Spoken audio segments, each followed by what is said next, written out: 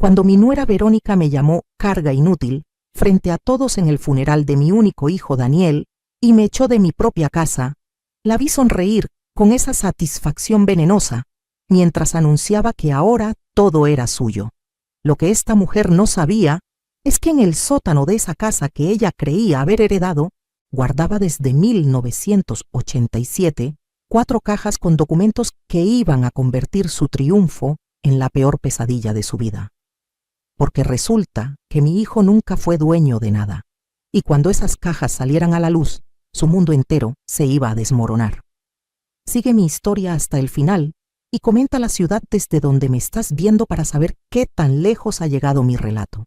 El día del funeral de Daniel fue el peor de mi existencia, no solo porque enterraba a mi único hijo, sino porque descubrí que había criado a un hombre que le permitió a su esposa tratarme como basura. Pero para que entiendas cómo llegué a ese momento tan oscuro, necesito contarte quién soy y todo lo que sacrifiqué. Me llamo Rosa Medina, tengo 68 años y pasé 4 décadas de mi vida trabajando como costurera en talleres donde apenas veías la luz del sol. Quedé viuda cuando Daniel tenía apenas 8 años.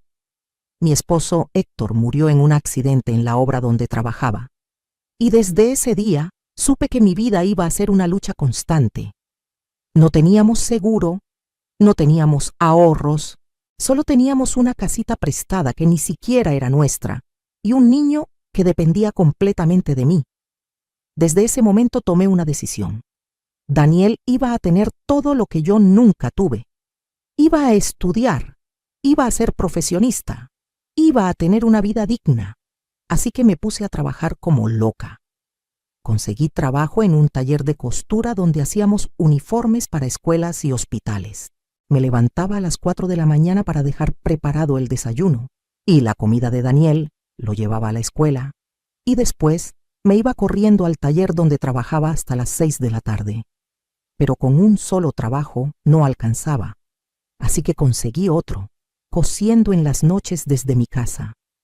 Bordados para vestidos de quinceañera, arreglos de ropa, lo que fuera. Muchas veces me quedaba dormida con la aguja en la mano. Viví así durante años. No compraba ropa nueva, usaba lo mismo hasta que la tela se deshacía. No iba al doctor aunque me doliera todo el cuerpo. No salía con amigas, no iba a fiestas, no tenía vida propia. Todo, absolutamente todo lo que ganaba, lo invertía en Daniel y en ahorrar para comprar una casa. Porque mi sueño era tener algo propio, un lugar que nadie nos pudiera quitar. En 1987, después de 11 años ahorrando cada peso, logré comprar un terreno en las afueras de la ciudad. No era gran cosa, estaba lejos de todo, pero era mío, completamente mío. Vendí las pocas joyas que me había dejado mi mamá, pedí prestado a una tanda y con eso empecé a construir, ladrillo por ladrillo, cuarto por cuarto. Yo misma ayudaba a los albañiles los fines de semana. Cargaba arena, mezclaba cemento, lo que hiciera falta para ahorrar un poco más. Mis manos quedaron marcadas para siempre con cicatrices de ese esfuerzo. Daniel tenía 15 años cuando terminamos la casa. Recuerdo su cara de felicidad cuando nos mudamos. Me abrazó llorando y me dijo que yo era la mejor mamá del mundo, que cuando fuera grande me iba a cuidar y nunca me iba a faltar nada. Esas palabras me llenaron el corazón de esperanza. Pensé que todo el sacrificio había valido la pena. Lo apoyé para que estudiara ingeniería. Trabajé doble para pagarle la universidad privada porque en la pública no había quedado. Le compraba sus libros, le daba para sus pasajes, para que comiera bien.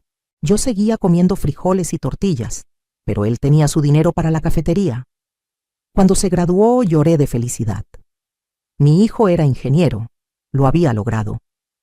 Conoció a Verónica en su trabajo. Ella era secretaria en la misma empresa. Desde el principio algo en esa mujer no me gustó. Era de esas personas que te sonríen de frente, pero te clavarían un cuchillo por la espalda sin pensarlo. Siempre bien arreglada, con uñas perfectas, ropa de marca. Se notaba que venía de familia con dinero, o al menos eso aparentaba. Cuando Daniel me dijo que se iban a casar, traté de advertirle. Le dije que me parecía una mujer interesada, que solo veía el dinero. Se enojó muchísimo conmigo.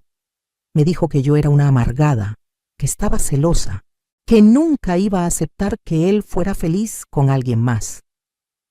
Me tragué mis palabras y acepté la boda. ¿Qué otra cosa podía hacer? Hasta pagué la mitad de la fiesta porque los papás de Verónica dijeron que no tenían tanto dinero como ella presumía. Gasté mis ahorros de 2 años en ese matrimonio que desde el principio supe que era un error. Cuando se casaron, se fueron a vivir a un departamento rentado. Yo seguía en mi casa, sola, trabajando. Daniel me visitaba al principio, pero cada vez menos. Verónica siempre tenía una excusa para que no viniera. Que tenían compromiso aquí, que tenían que ir allá, que estaban cansados. Las visitas que duraban horas se convirtieron en visitas de media hora y después en llamadas rápidas. Hace 5 años me enfermé de diabetes. El doctor me dijo que tenía que cuidarme, tomar medicinas, comer bien. Pero las medicinas eran caras y yo ya estaba mayor para trabajar tanto. Le pedí ayuda a Daniel. Me dijo que sí, que no me preocupara, pero el dinero llegaba a cuentagotas y siempre con reclamos. Verónica le decía que yo solo quería sacarles dinero, que era una exagerada, que seguro ni estaba tan enferma. Un día llegaron a visitarme con una propuesta. Verónica habló casi todo el tiempo mientras Daniel miraba al piso.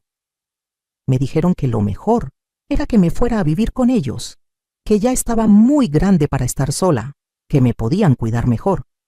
Yo no quería dejar mi casa, pero tampoco quería ser una carga.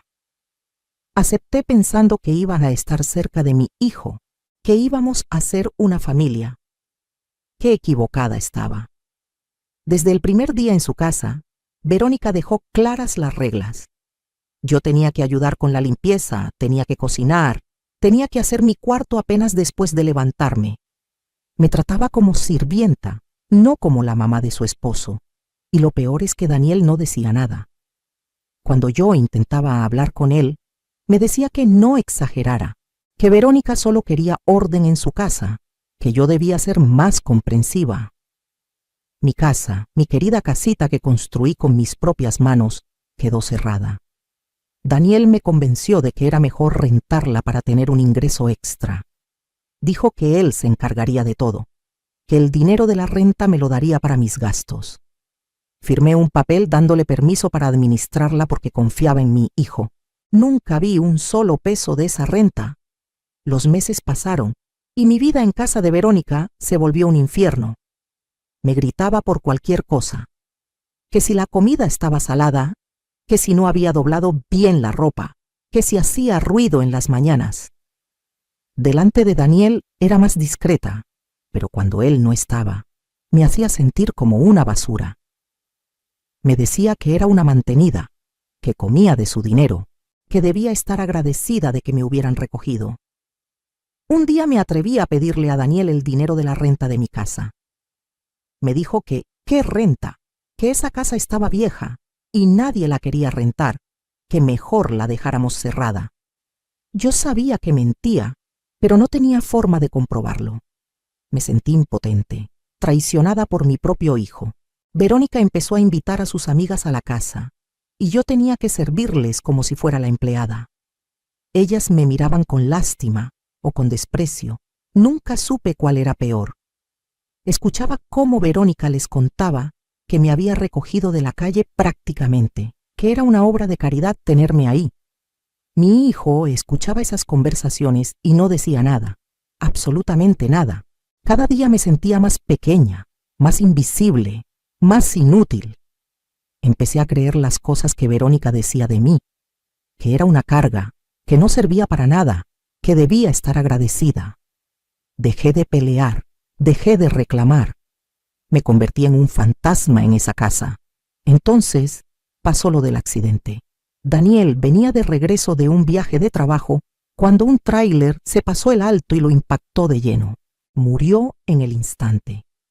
Cuando recibí la llamada del hospital, sentí que el mundo se derrumbaba.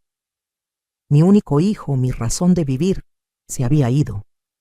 Todo el sufrimiento, toda la humillación, todo dejó de importar en ese momento. Solo quería despertar de esa pesadilla. Verónica organizó todo el funeral. No me preguntó nada, no me consultó nada. Escogió el ataúd más caro, las flores más caras, el servicio más lujoso. Invitó a todos sus conocidos, a la gente de su trabajo, a sus amigas. Parecía más un evento social que un funeral.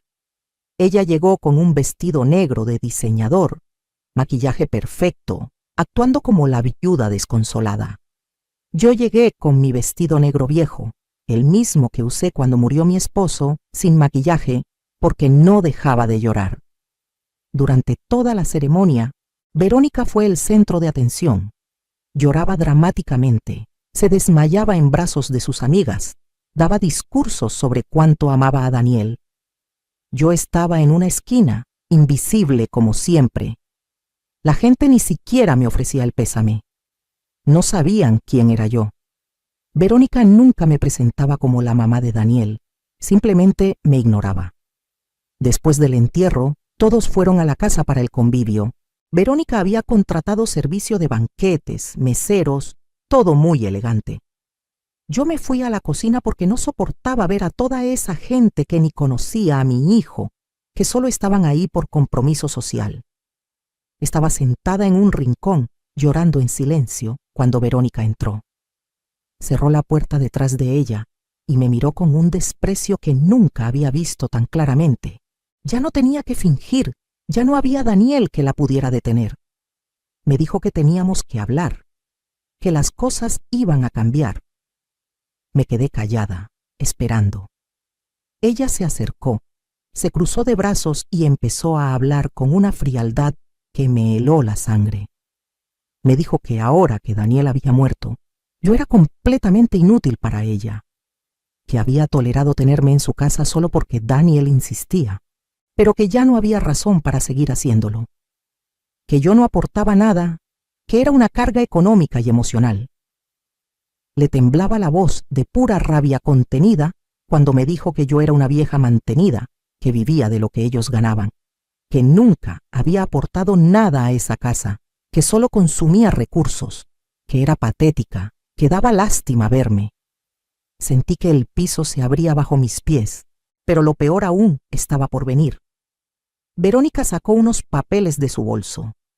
Me los aventó a la cara y me dijo que esos eran documentos que comprobaban que ella era la heredera universal de Daniel, que la casa que yo construí, mi casa, ahora era legalmente de ella, que Daniel la había puesto a su nombre hacía años y que yo había firmado los papeles sin darme cuenta.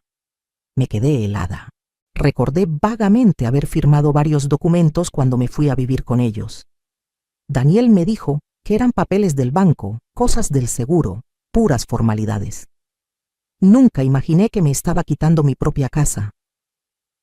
Verónica sonrió al ver mi cara de espanto. Me dijo que tenía una semana para sacar mis cosas y largarme, que no quería verme nunca más, que ya había cumplido su papel de buena esposa, aguantándome todo ese tiempo, que ahora iba a vender la casa, iba a tomar el dinero del seguro de vida de Daniel y se iba a ir a vivir su vida sin tener que cargar con una vieja inútil. No pude ni responder. Me quedé ahí sentada en shock, viendo cómo la mujer por la que mi hijo me había abandonado me quitaba hasta lo último que me quedaba. Verónica salió de la cocina riéndose, dejándome ahí destruida.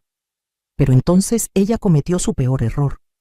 Salió de la cocina y en voz alta, frente a todos los invitados, anunció que yo tendría que buscar otro lugar donde vivir, porque la casa ahora era completamente suya y no pensaba mantener cargas inútiles. Así me llamó, delante de todos. Carga inútil. El silencio que siguió fue sepulcral. Algunos invitados me miraron con lástima, otros con incomodidad. Pero nadie dijo nada. Nadie me defendió.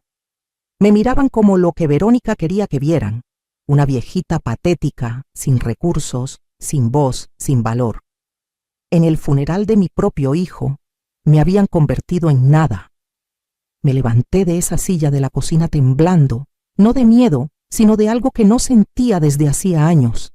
rabia. Una rabia fría, calculadora, que me recorrió el cuerpo como electricidad. Verónica me miraba con esa sonrisa de triunfo, esperando que me pusiera a llorar, que le suplicara, que le rogara. Pero no lo hice. Simplemente la miré a los ojos, asentí con la cabeza y salí de esa casa en silencio.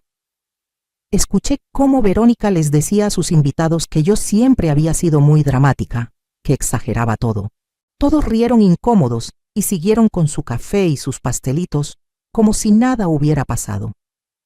Tomé el autobús y me fui a la única casa que siempre había sido realmente mía, aunque Verónica creyera que me la había quitado. Entré a esa casa vacía que no había visitado en años. Estaba polvosa, descuidada, pero seguía en pie. Mis paredes, mi piso, mi techo. Lo que construí con mis propias manos, fui directamente al sótano. Ahí, en el rincón más alejado, cubiertas con una lona vieja, estaban las 4 cajas de cartón que guardaba desde 1987. Nunca se las había mencionado a Daniel. Nunca pensé que las fuera a necesitar. Pero ahí estaban, esperándome. Abrí la primera caja y saqué los documentos con manos temblorosas. La escritura original de la casa, a mi nombre, Rosa Medina de González. Solo mi nombre. Los recibos de cada pago que hice por el terreno. Los contratos con los albañiles. Las facturas de cada ladrillo, cada bolsa de cemento, cada varilla. Todo perfectamente guardado, organizado por fecha. En la segunda caja estaban los documentos del banco. Cada depósito que hice durante 11 años para ahorrar y comprar esta casa, los estados de cuenta que mostraban cómo poco a poco fui juntando el dinero. Los comprobantes de retiro cuando pagué el terreno y cuando pagué la construcción. La tercera caja contenía mi testamento original, hecho ante notario en 1990. En ese testamento dejaba todo a Daniel, es cierto. Pero también estaba el codicilo que agregué 5 años después, donde establecía que si Daniel moría antes que yo, todo regresaba a mí automáticamente, y si yo moría, la casa iría a una fundación de ayuda a mujeres viudas, nunca a la esposa de mi hijo. Y en la cuarta caja, la más valiosa, estaban las grabaciones. Desde que empecé a vivir con Daniel y Verónica, algo me dijo que guardara evidencia de cómo me trataban. Tenía un teléfono viejo que dejaba grabando en mi cuarto. Horas y horas de Verónica insultándome, humillándome, tratándome como basura. Su voz perfectamente clara, diciendo todas las cosas horribles que me había dicho en privado. También estaban las fotografías que una vecina me había tomado a escondidas cuando Verónica rentó mi casa. Sí, la había rentado, pero se quedaba con todo el dinero. 3,000 pesos al mes durante 5 años. 180,000 pesos que nunca vi. Y yo tenía los recibos que la vecina me conseguía con los inquilinos. Esa noche no dormí. Me quedé revisando cada documento, cada papel, cada evidencia. Verónica había construido su plan sobre una mentira. Daniel nunca puso la casa a su nombre porque nunca fue de él. Los papeles que me hizo firmar no tenían ningún valor legal, porque no se puede transferir lo que no es tuyo. Todo su triunfo, toda su arrogancia, estaba construida sobre arena. Pero no iba a actuar todavía. No, señor. Verónica esperaba que yo fuera una viejita asustada, que corriera a buscar ayuda desesperada, que le rogara. Y eso era exactamente lo que iba a darle. Iba a dejar que se confiara, que se creyera ganadora, que bajara la guardia completamente. A la mañana siguiente, llamé a Verónica llorando. Le supliqué que me diera más tiempo, que no tenía a dónde ir, que por favor tuviera compasión. Ella se rió en mi cara a través del teléfono. Me dijo que tenía exactamente 5 días, ni uno más. Que si no salía por las buenas, iba a llamar a la policía y me iban a sacar a la fuerza. Le dije que sí, que estaba bien, que iba a juntar mis cosas. Ella colgó satisfecha. Podía imaginarla sonriendo, sintiéndose poderosa. Exactamente donde yo la quería. Durante esos 5 días la llamé varias veces más, cada vez más desesperada, más suplicante. Le pregunté si no podía quedarme aunque fuera en un cuartito, que podía seguir haciendo la limpieza, que no iba a molestar. Verónica disfrutaba cada llamada. Me decía que no, que ya había decidido, que me buscara un asilo o me fuera debajo de un puente, que a ella no le importaba. Mientras tanto, yo estaba organizando todo. Contacté a un abogado, el hijo de una amiga de la juventud. Le mostré todos los documentos. Se quedó con la boca abierta. Me dijo que tenía un caso sólido no solo para recuperar la casa, sino para demandar a Verónica por fraude, apropiación indebida y un montón de cosas más que ni entendí. También fui con un escribano público para que certificara todas las grabaciones y las fotografías. Quería que cada evidencia fuera irrefutable. El escribano, un señor mayor que me miró con mucha pena, me dijo que nunca había visto un caso de abuso familiar tan documentado, que iba a hundir a Verónica completamente. El 5.º día llegó. Verónica me llamó temprano para recordarme que ese era mi último día en su casa. Me dijo que iba a pasar en la tarde para asegurarse de que me hubiera ido y para cambiar las cerraduras. Le dije que sí, que ya tenía mis maletas listas, que solo necesitaba que me ayudara a llamar un taxi porque no tenía dinero ni para eso. Se rió cruelmente y me dijo que ella no iba a gastar ni un peso en mí, que me fuera caminando si era necesario, que nos veíamos en la tarde para entregarle las llaves. Colgó antes de que yo pudiera responder. Pero lo que Verónica no sabía es que yo no estaba en su casa. Estaba en la mía, en mi verdadera casa, con mi abogado, preparando todo para lo que venía. Habíamos citado a Verónica oficialmente a comparecer ante el juez al día siguiente, pero antes íbamos a darle una sorpresita. A las 5 de la tarde, como habíamos quedado, Verónica llegó a la casa. Yo estaba esperándola en la sala, sentada tranquilamente. Ella entró con 2 de sus amigas, esas mismas que siempre me miraban con desprecio. Venían riéndose, hablando de cómo iban a remodelar la casa, de cuánto dinero iban a sacar vendiéndola. Verónica me vio y me dijo que qué seguía haciendo ahí, que se suponía que ya debía haberme ido. Le dije con calma que necesitábamos hablar. Ella puso los ojos en blanco y les dijo a sus amigas que esperaran afuera, que esto iba a ser rápido. Cuando cerraron la puerta, Verónica se cruzó de brazos y me miró con todo el odio del mundo. Me dijo que tenía exactamente 2 minutos para largarme o iba a llamar a la policía, que ya se había hartado de mí, que no pensaba seguir perdiendo el tiempo con una vieja que no valía nada. Me levanté despacio del sillón y caminé hacia ella. Verónica dio un paso atrás, sorprendida. Creo que en todos estos años nunca me había visto pararme frente a ella sin agachar la cabeza. La miré directo a los ojos y le dije con voz clara y firme que la que se iba a ir de esta casa era ella, porque esta casa nunca había sido de Daniel y mucho menos de ella. Se rió en mi cara. Me dijo que estaba loca, que deliraba, que le diera las llaves de una vez. Saqué de mi bolso la escritura original y se la puse en las manos. Le dije que leyera bien el nombre que aparecía como dueña. Vi cómo su cara cambiaba de color mientras leía el documento. Del rojo de la rabia pasó a un blanco pálido. Me miró con los ojos muy abiertos y me dijo que eso era imposible, que Daniel le había dicho que la casa era de él, que tenía papeles que lo comprobaban. Le dije que me mostrara esos papeles. Con manos temblorosas sacó de su bolsa unos documentos. Los revisé y casi me río. Eran papeles falsos que Daniel había hecho, probablemente para hacerle creer que tenía más de lo que realmente tenía. Seguramente para que se casara con él.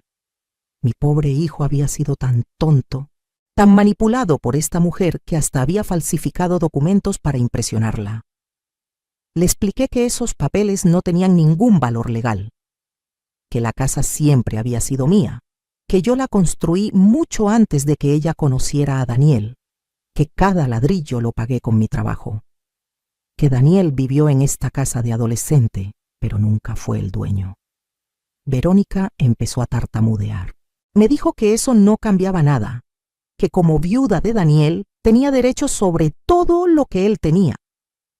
Le sonreí y le dije que Daniel no tenía nada, que el departamento donde vivían era rentado, que el coche estaba a nombre de la empresa, que las tarjetas de crédito estaban al límite, que lo único de valor que existía era esta casa, y esta casa era completamente mía.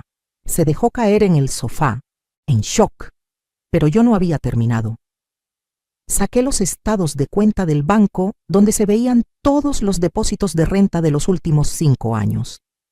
Le dije que sabía que había rentado mi casa y que se había quedado con el dinero, que eso era apropiación indebida y que iba a tener que devolver hasta el último peso, con intereses. Verónica trató de negarlo, pero le mostré las fotografías de los inquilinos entrando y saliendo, los recibos firmados por ella. Su cara se descompuso completamente. Empezó a llorar, a decir que no sabía que estaba mal, que Daniel le había dicho que podía hacerlo, que ella necesitaba el dinero. Entonces saqué mi última carta. Le puse el teléfono enfrente y reproduje las grabaciones. Su propia voz sonó en la sala, clara y fuerte, diciéndome todas las barbaridades que me había dicho durante años, llamándome vieja, inútil, mantenida, basura, burlándose de mí, humillándome, amenazándome. Verónica se puso de pie de un salto y trató de quitarme el teléfono, pero yo lo alejé. Le dije que esas grabaciones ya estaban en manos de mi abogado, certificadas ante notario, listas para presentarse ante un juez, que no solo iba a perder cualquier reclamo sobre mi casa, sino que la iba a demandar por abuso de adulto mayor, apropiación indebida y fraude. Se quedó parada ahí, temblando, con rímel corrido por la cara. Ya no era la mujer elegante y segura del funeral. Era una estafadora descubierta, una abusadora expuesta. Me preguntó qué quería, que si era dinero, que podíamos llegar a un arreglo. Le dije que no quería su dinero sucio, que lo único que quería era justicia, que al día siguiente tenía que presentarse ante el juez y que si no lo hacía, iba a girar una orden de aprehensión en su contra, que podía elegir enfrentar las consecuencias de sus actos con dignidad o terminar siendo arrestada públicamente. Verónica se arrodilló frente a mí, literalmente se arrodilló y empezó a suplicarme que la perdonara, que no lo volveríamos a hacer, que había sido un error, que por favor no arruinara su vida. La misma mujer que me había echado de mi casa en el funeral de mi hijo, que me había llamado carga inútil frente a todos, estaba ahí rogándome piedad. Pero yo había aprendido algo en todos estos años de humillación. El silencio y la paciencia pueden ser las armas más poderosas. Le dije que se levantara, que guardara su dignidad, que nos veríamos en el juzgado y que ahí se decidiría todo, que ahora se fuera de mi casa y que no volviera nunca más. Verónica salió tambaleándose con sus amigas esperándola afuera. Las escuché preguntarle qué había pasado, por qué estaba llorando. Verónica no pudo ni responder. Se subió a su coche y se fue. Esa noche dormí por primera vez en años. Un sueño profundo, reparador, sin pesadillas. En mi casa, en mi cama, rodeada de mis cosas. Sabía que la batalla legal apenas comenzaba, pero ya había ganado lo más importante, mi dignidad. Al día siguiente en el juzgado, Verónica llegó con un abogado caro. Se veía que había gastado mucho dinero intentando defenderse, pero cuando mi abogado presentó todas las evidencias, uno por uno los documentos, las grabaciones, las fotografías, vi cómo el abogado de Verónica le susurraba al oído que no tenía caso, que era mejor negociar. El juez revisó todo con cuidado. Era una mujer mayor, de unos 60 años, que me miraba con cierta complicidad. Cuando terminó de revisar, miró a Verónica con severidad y le dijo que lo que había hecho constituía varios delitos, que podía enfrentar cargos penales si yo decidía proceder. Mi abogado habló entonces. Dijo que yo estaba dispuesta a no presentar cargos penales si Verónica cumplía con ciertas condiciones: devolver los 180,000 pesos de las rentas con intereses, firmar un documento donde renunciaba a cualquier reclamo sobre mi propiedad o mis bienes, y hacer una disculpa pública ante las mismas personas que presenciaron cómo me humilló en el funeral. Verónica miró a su abogado desesperada. Él le dijo que aceptara, que era lo mejor que podía conseguir